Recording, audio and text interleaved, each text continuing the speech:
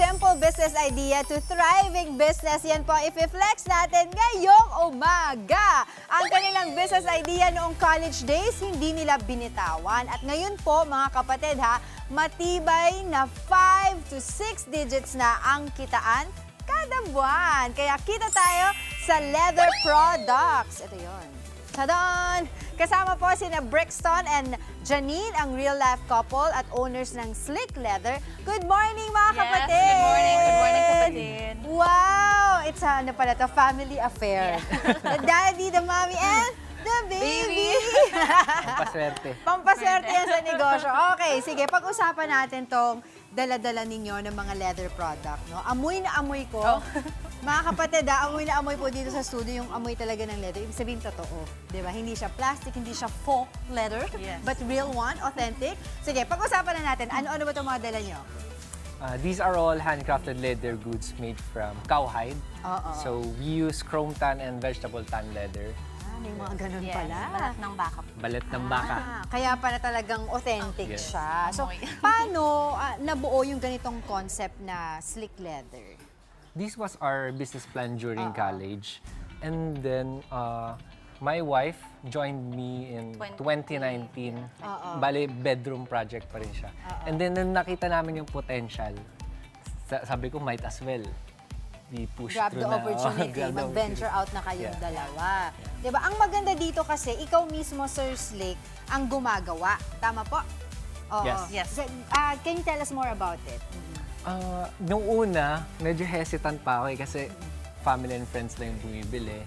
Pero nung nakita ko na nag-join ako sa mga Orange Up and then yung mga bazaar, nakita ko na tuloy-tuloy pala. And then yung product line namin, nag-expand pa siya. Ganoon naman daw talaga sa umpisa eh, di ba? Within your network muna, kapitbahay, kamag-anak, kaibigan, hanggang sa maging word of mouth na siya, kakalat na siya mag-expand. And mga kapatid, pag sinabi ko po na siya po yung gumagawa, siya po talaga yung gumagawa. Kayo yung nagka-cut, nagpa-pattern, at pupukpok, tatahe, etc. Ito pa makikita natin yung... Design din. Oo, ito yung design. From scratch. Oo, yung detalye, yung pagtatahe, mapinong-pino, di ba, the way it was designed, ito po, siya po talaga yan. Yung itsura, yung concept ng magiging disenyo ng bag, pinagtutulungan nyo bang mag-asawa yon?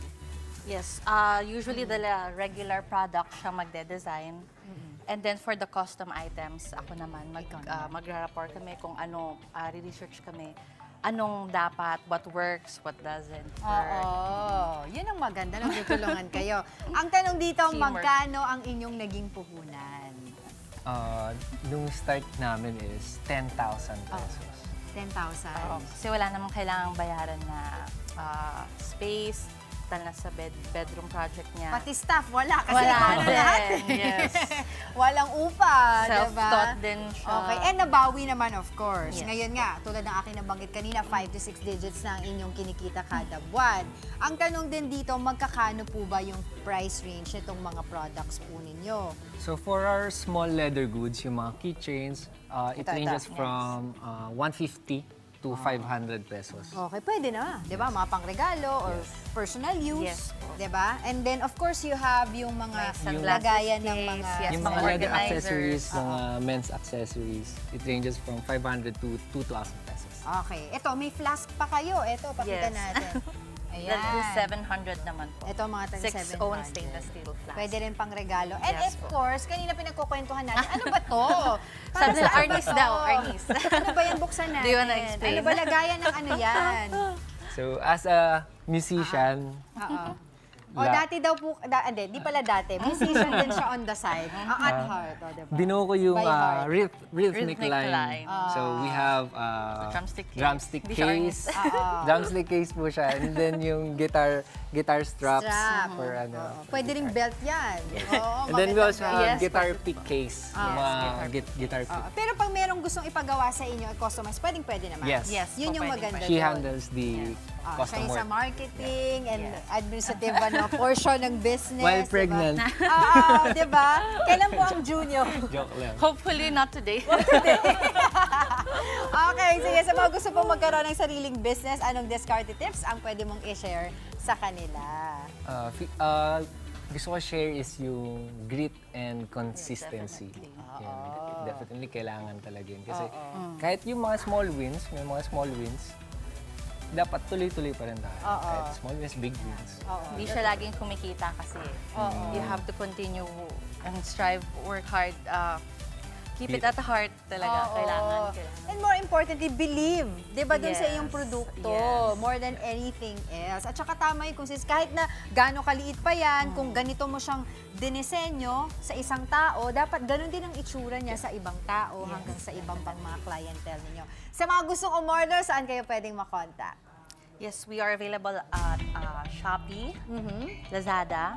You can also contact us on Instagram, Facebook, and TikTok. Ayun.